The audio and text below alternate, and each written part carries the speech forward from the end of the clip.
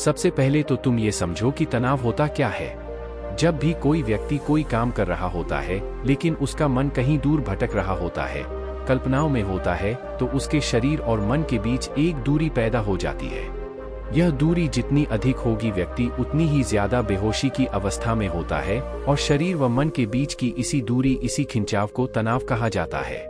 आखिर कोई पसंदीदा खेल खेलने के बाद व्यक्ति चुस्ती और प्रसन्नता से क्यों भर जाता है, जबकि उसने तो अपने शरीर को थकाया है। लेकिन समझने वाली बात यह है कि खेलते समय मन और शरीर एक साथ पूरी तरह से उस खेल में केंद्रित होते हैं, जिससे शरीर और मन के बीच दूरी पैदा नहीं होती और कोई तनाव पैदा नहीं होता। और अगर दिमाग में कोई तनाव था भी तो वो भी दूर हो जाता है। लेकिन इसके विपरीत जब हम कोई ऐसा काम करते हैं जो हमें पसंद नहीं है, तो हमारा ससुर तो उस काम को कर रहा होता है, लेकिन हमारा मन कहीं दूर कल्पनाओं में भटक रहा होता है, जिससे शरीर और मन के बीच एक दूरी पैदा हो गई और तनाव ने जन्म ले लिया। इसीलिए व्यक्ति को एक समय पर सिर्फ एक ही काम करना चाहिए और अपने तन और मन की सारी शक्ति उसी एक काम पर लगा देनी चाहिए, जिससे व्यक्ति के अंदर तनाव पैदा ही ना हो। इसके बाद बुद्ध ने कहा, तनाव पैदा होने के मुख्य 8 कारण होते हैं और जिसने इन कारणों को समझ लिया वो जीवन भर तनाव मुक्त रह सकता है। मुख्य कारणों में सबसे पहला कारण है अति महत्वाकांक्षी होना। महत्वाकांक्षी होना अच्छी बात है, लेकिन क्या कभी आपने इस बात पर ध्यान दिया है कि इंसान के लक्ष्य कभी पूरी ही नहीं होते। उसका एक लक्ष्य पूरा हुआ नहीं कि वह दूसरे की तरफ भागने लगता है, दूसरा पूरा हुआ तो तीसरे की तरफ, और इस तरीके से वो अपने लक्ष्यों को पाने के लिए जिंदगी भर गोल गोल घूमता रहता है। इसीलिए जो व्यक्ति अति महत्वाकांक्षी होता है, जिसने बड़े बड़े लक्ष्य बनाए होते हैं, वह वर्तमान में कभी रह ही नहीं पाता। उसका मन सदैव भविष्य की योजनाएं बनाने में ही व्यस्त रहता है। उसका शरीर तो वर्तमान में रहता है लेकिन भविष्य में ही रहता है, जिससे मन और शरीर के बीच दूरी पैदा हो जाती है और वह तनाव भरी जिंदगी जीने लगता है।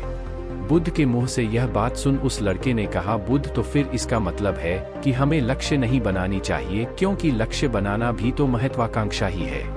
इस पर बुद्ध ने कहा, जीवन में लक्ष्य बनाना कोई गलत बात नहीं है, लेकिन समस्या तब उत्पन्न होती है जब वो अपना पूरा ध्यान उस लक्ष्य से मिलने वाले परिणाम पर ही लगा देते हैं और उसके परिणाम की चिंता करते रहते हैं।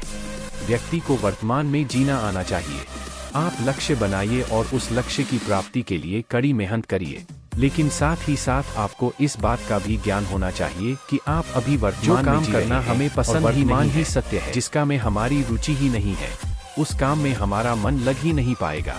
हमारा शरीर तो वही बैठा रहेगा, लेकिन हमारा मन कल्पनाओं की उड़ान भरेगा, जिससे शरीर और मन के बीच दूरी पैदा हो जाती है और व्यक्ति तनावग्रस्त हो जाता है। इसीलिए इंसान को हमेशा अपनी रुचि के अनुसार ही कार्य करनी चाहिए।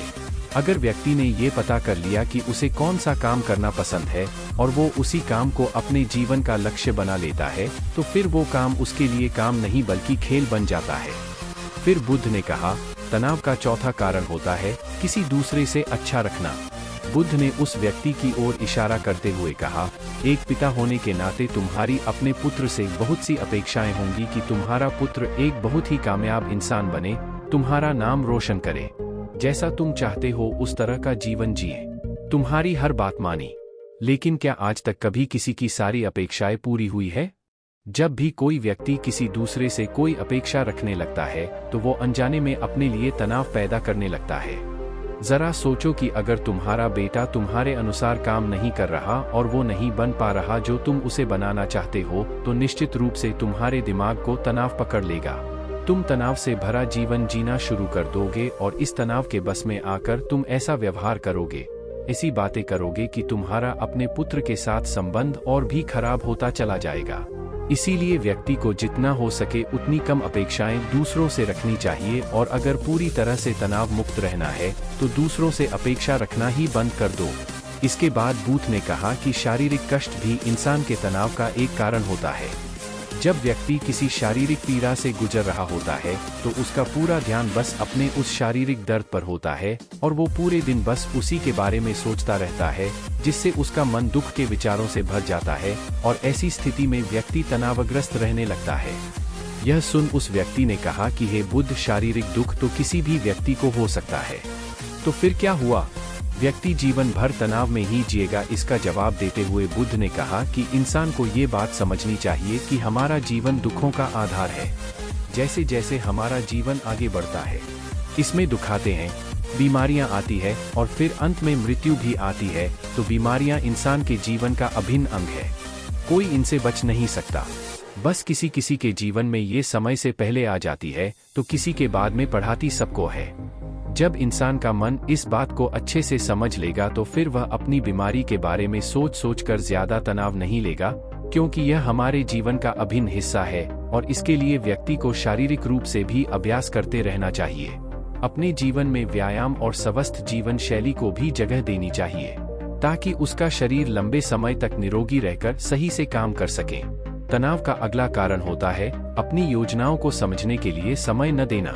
कुछ लोगों के दिमाग में कोई विचार आया नहीं है कि वो बिना सोचे समझे उस पर काम करना शुरू कर देते हैं और जब उस काम में उन्हें असफलता मिलती है तो वह तनाव से भर जाते हैं, क्योंकि उन्होंने उस काम को शुरू करने से पहले उसके बारे में पूरी जानकारी इकट्ठा नहीं की थी।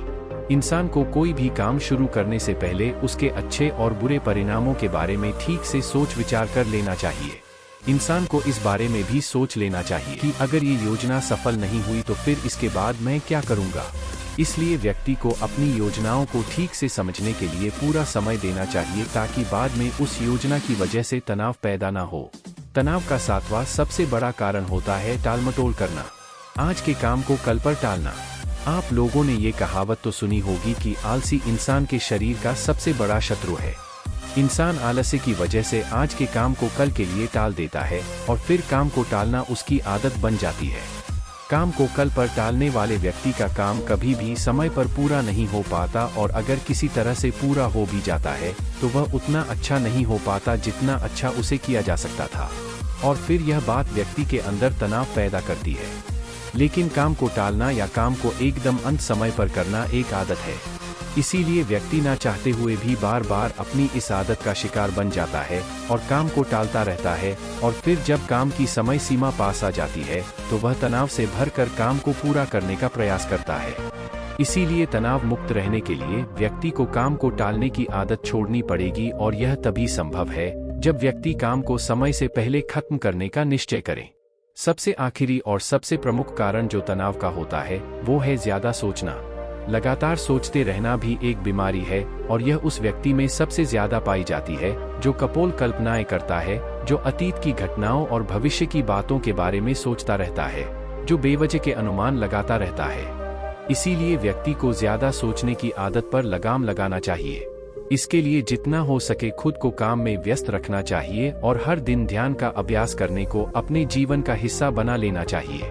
बुद्ध के मुंह से यह सारी बातें सुनकर उस व्यक्ति ने हाथ जोड़कर कहा, बुद्ध मेरा पुत्र तो अभी मात्र 20 वर्ष का ही है और इसमें अभी इतनी समझ भी नहीं है कि यह आपकी बताई सारी बातों का एक साथ पालन कर सके। आप कृपया करके तनाव मुक्त रहने का कोई आसान सा तरीका बता दें जिससे मेरा बेटा उसका अनुसरण भी कर सके और तनाव मुक्त भी रह सके। उस व्यक्ति की यह प्रार्थना सुन बुद्धि ने कुछ सोचते हुए जवाब दिया, अगर तुम इतनी सारी बातों का पालन नहीं कर सकते तो इसके लिए एक बहुत ही आसान विधि है। तुम एक बार मैं एक काम को करने पर ध्यान लगाओ भी काम कर रहे हो, उस समय पर सिर्फ उसी काम को करो, सिर्फ उस पर ही अपना पूरा ध्यान लगाओ और अगर तुम्हारा मन इधर उधर भटक जाता है तो जैसे ही तुम्हें याद आए उसे वापस फिर उसी काम में लगा दो। ये सबसे आसान और अच्छा तरीका है तनाव मुक्त रहने का। जब तुम भोजन करो तो उस समय सिर्फ भोजन ही करो, उसके पूरे स्वाद का आनंद लो, उसी अनुभव करो। जब चलो तो अपना पूरा ध्यान सिर्फ चलने लगा दो। इससे तुम्हारा मन और तुम्हारा शरीर दोनों एक जगह पर केंद्रित रहेंगे। दोनों के बीच दूरी पैदा नहीं होगी जो कि तनाव का मुख्य कारण होती है।